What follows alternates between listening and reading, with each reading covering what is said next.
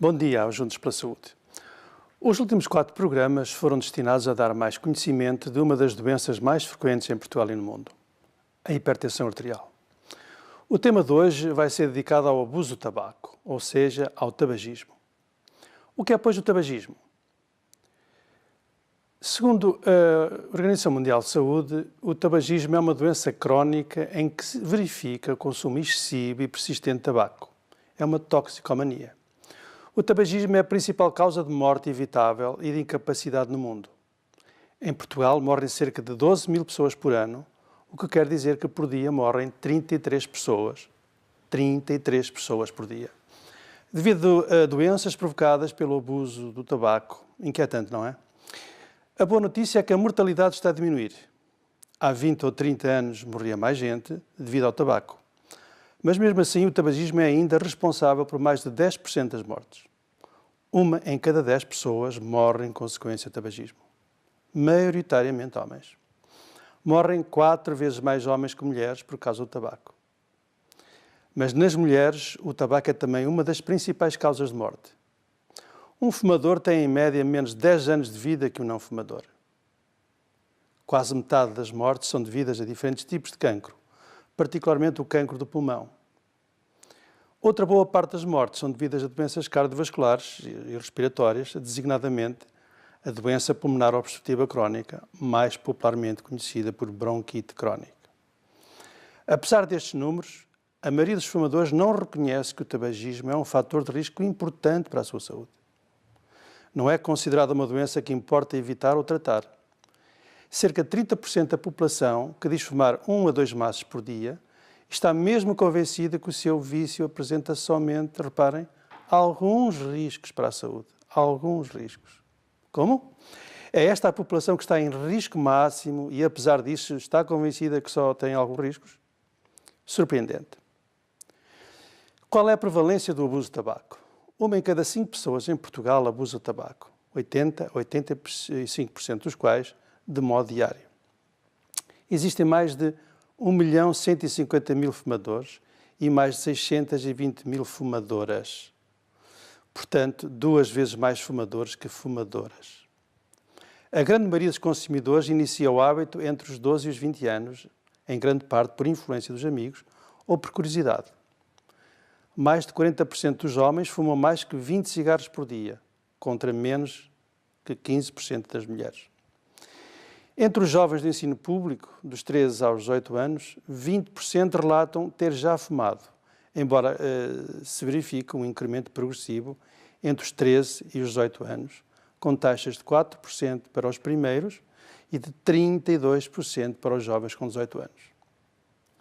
A prevalência do consumo de tabaco nessa mesma faixa etária foi igual ou tendencialmente maior nas raparigas.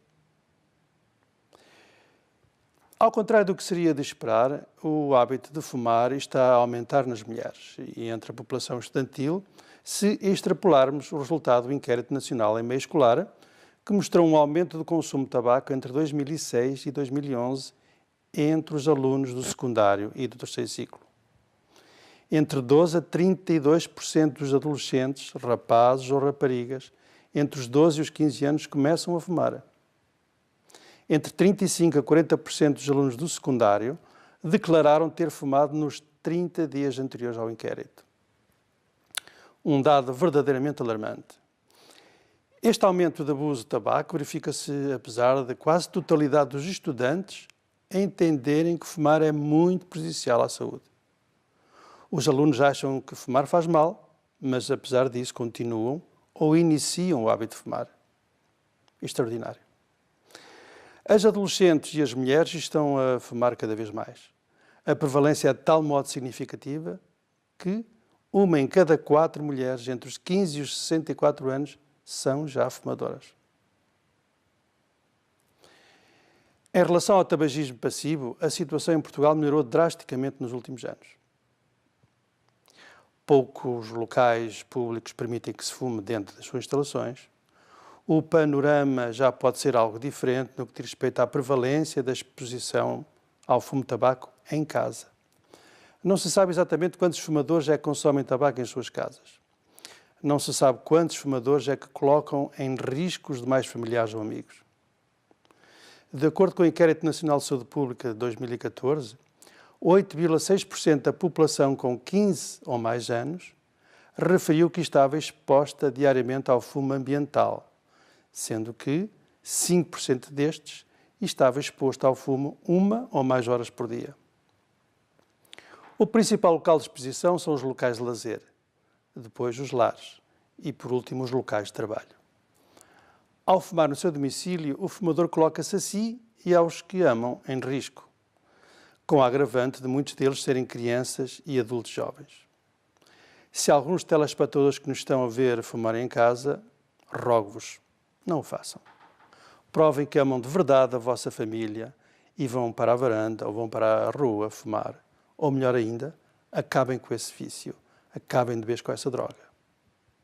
Fumar à frente de quem se ama é um ato de egoísmo inaceitável e incompreensível.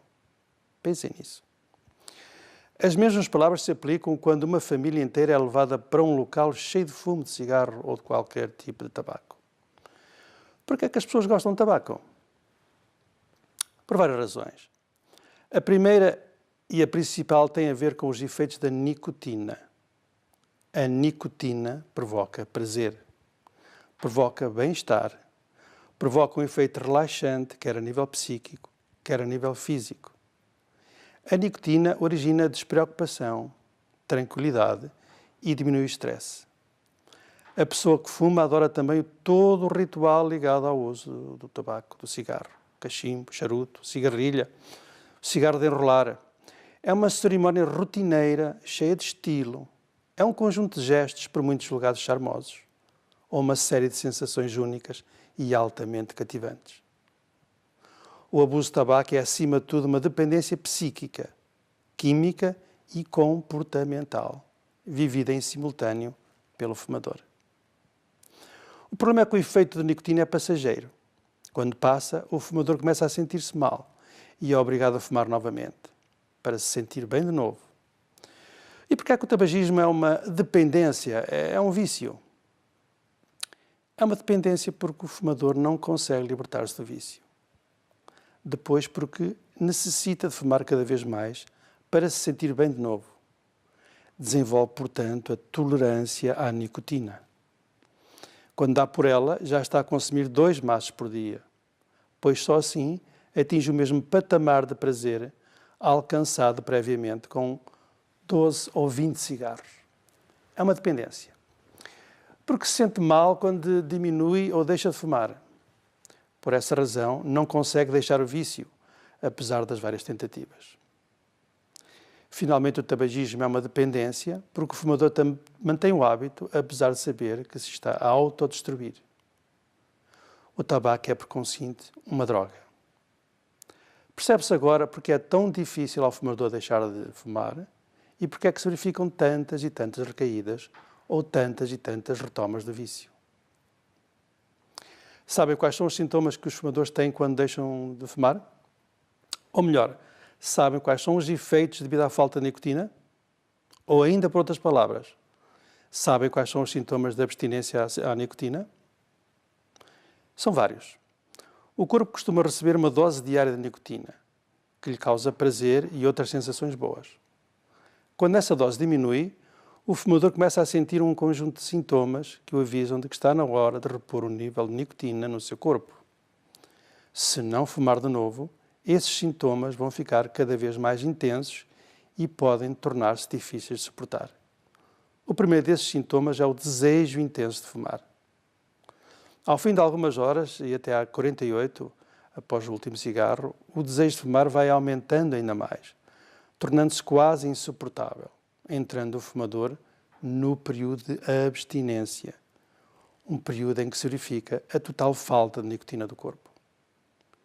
Este período é caracterizado por ansiedade extrema, irritabilidade e frustração, mau humor, raiva, depressão, falta de concentração, tremores, suores, cansaço, tonturas, dores de cabeça, insónias e, por vezes, alguma agitação. A irritabilidade, a ansiedade, a falta de concentração e as insónias estão sempre presentes. Estes sintomas, com o tempo, tendem a diminuir de intensidade, acabando por desaparecer ao fim de alguns dias. Os primeiros dias são, na realidade, penosos. Mas, à medida que o tempo passa, o período de abstinência começa a ser suportável, já que os sintomas ficam menos intensos. A prisão de ventre e o aumento das secreções nasais, o aumento do apetite e a tosse ou catarro são também vulgares neste período. A duração da fase de abstinência varia de acordo com o número de cigarros previamente consumidos pelo fumador e de fumador para fumador. Raramente ultrapassa um mês. É, pois, uma outra razão para os fumadores não conseguirem deixar de consumir o tabaco. Sofrem realmente muito com a falta de nicotina. Para além de ser uma droga, acham que a nicotina pode ser considerada também um veneno? A resposta é simples. É um veneno. É um veneno porque um em cada dois seres humanos não fumadores que tome 60 mg de nicotina de uma só vez pode morrer. E para crianças bastam 10 mg de nicotina para as poder matar. E porquê é que o cigarro faz mal à saúde?